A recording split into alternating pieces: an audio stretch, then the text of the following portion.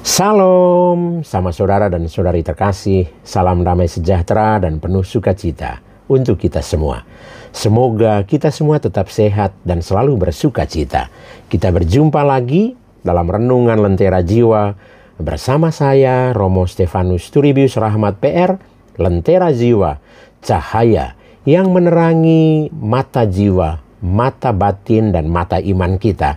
Cahaya yang menerangi perjalanan hidup kita supaya hidup kita penuh dengan cahaya kebaikan dan kebenaran.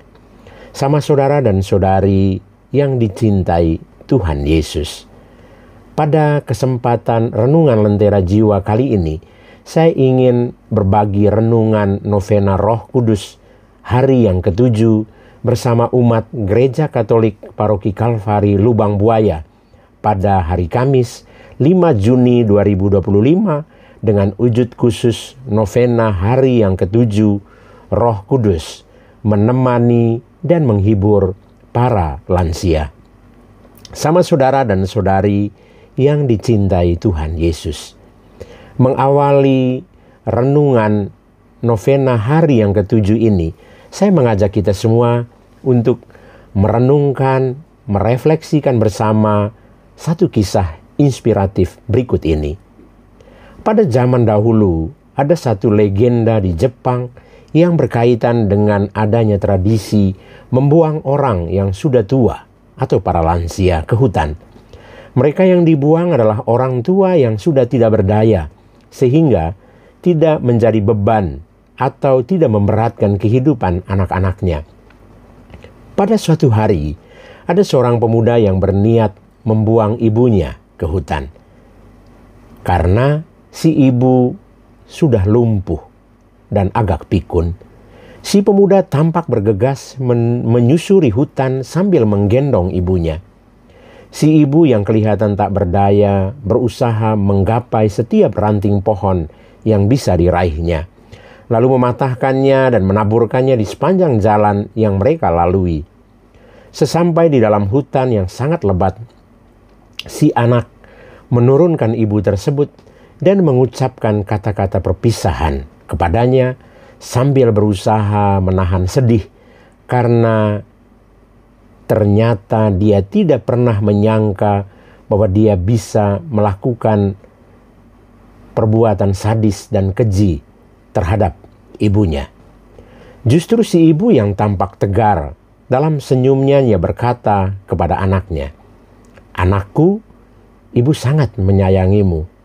Sejak kau kecil sampai dewasa, ibu merawatmu dengan segenap hati, dengan segenap cintaku, dengan segenap jiwa dan ragaku. Bahkan sampai hari ini, saat ini rasa sayangku, rasa cintaku itu tidak pernah berkurang sedikit pun, walaupun kamu membuang ibumu sendiri di hutan ini. Tadi, ibu sudah menandai sepanjang jalan yang kita lalui bersama dengan ranting-ranting kayu. Ibu takut kamu tersesat. Ikutilah tanda itu agar kamu selamat sampai di rumah." Setelah mendengar kata-kata tersebut, si anak menangis dengan sangat keras. Kemudian langsung memeluk ibunya dan kembali menggendongnya untuk membawa si ibu pulang ke rumah. Pemuda tersebut akhirnya merawat ibunya yang sangat mengasihinya sampai ibunya meninggal. Sama saudara dan saudari terkasih, orang tua bukanlah barang rongsokan yang bisa dibuang atau diabaikan setelah terlihat usang atau tidak berdaya. Segenap jiwa raga orang tua ada untuk melihat anaknya mendapatkan kebahagiaan yang layak, meskipun mereka yang harus menderita. Benar apa yang dikatakan Ibu Teresa, mencintai sampai kamu terluka. Orang tua sungguh menjalankan apa yang dikatakan Ibu Teresa ini. Cinta orang tua kepada anak-anak bahkan sampai mereka sendiri terluka. Orang tua rela menderita, rela menjadi miskin demi kebahagiaan atau kesuksesan anak-anaknya. Mereka rela menjadi miskin supaya anak-anaknya menjadi kaya dalam segala hal. Kita semua tentu tahu bahwa para lansia juga pernah berada pada posisi seperti kita yang masih muda ini, energik dan produktif.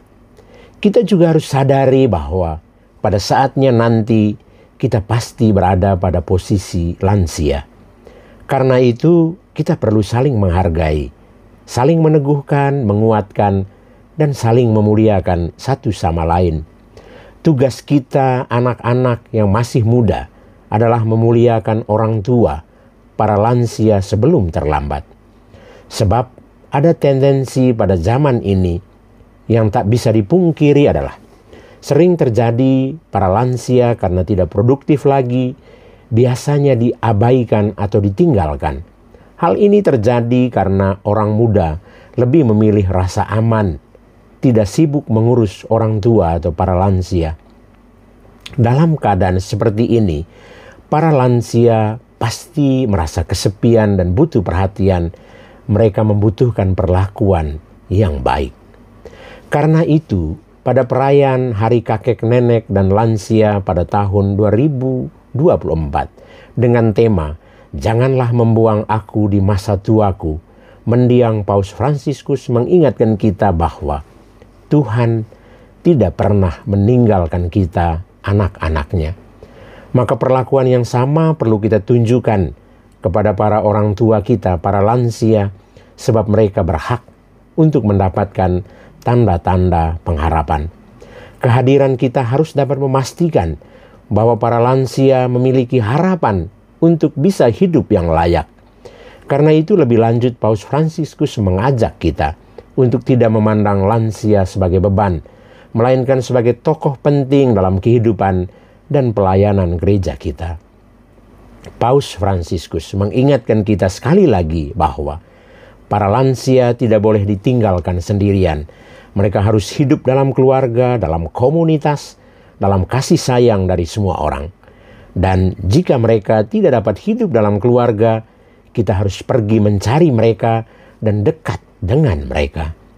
Sebab pengalaman hidup para lansia telah menawarkan kebijaksanaan untuk melihat karya-karya Allah dalam kehidupan kita. Sama saudara dan saudari terkasih, siapa bilang lansia itu tidak berguna? Ada lagunya untuk para lansia. Siapa bilang lansia tidak berguna? Saya coba nyanyikan lirik lagunya. Siapa bilang lansia tidak berguna? Bangun pagi, sembayang untuk anak cucu.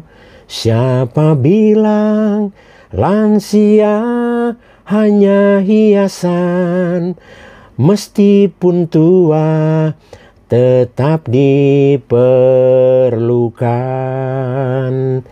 Banting tulang sudah sejak remaja.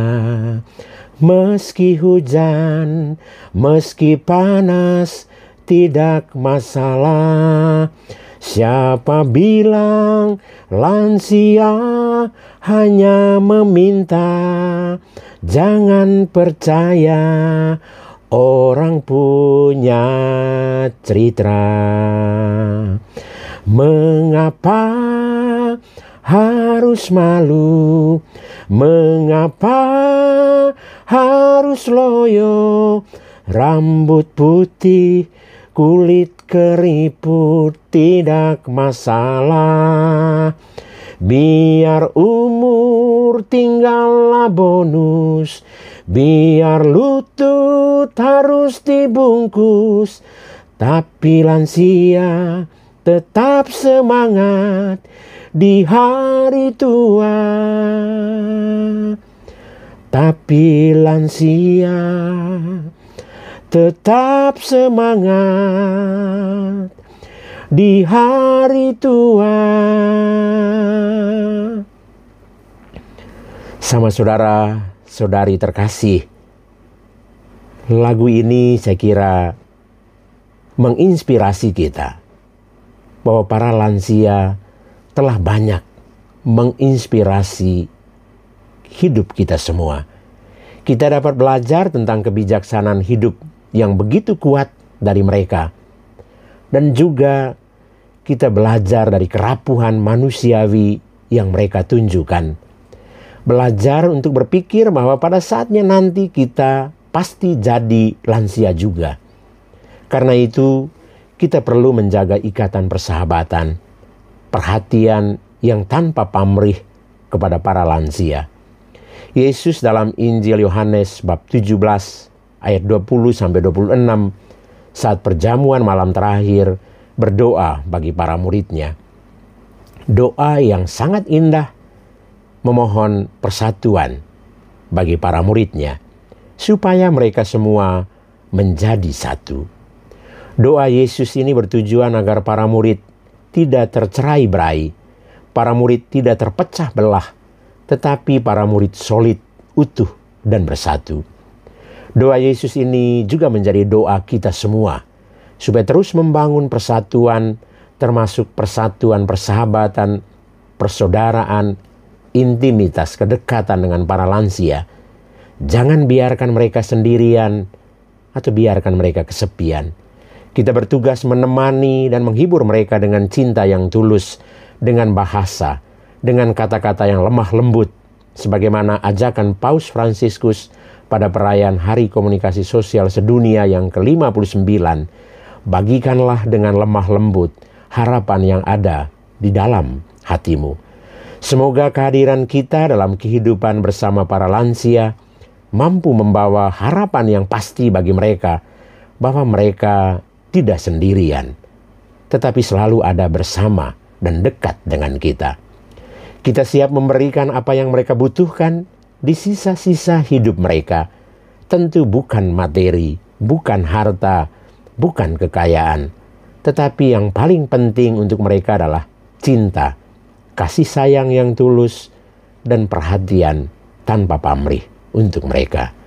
Tuhan memberkati kita semua. Amin.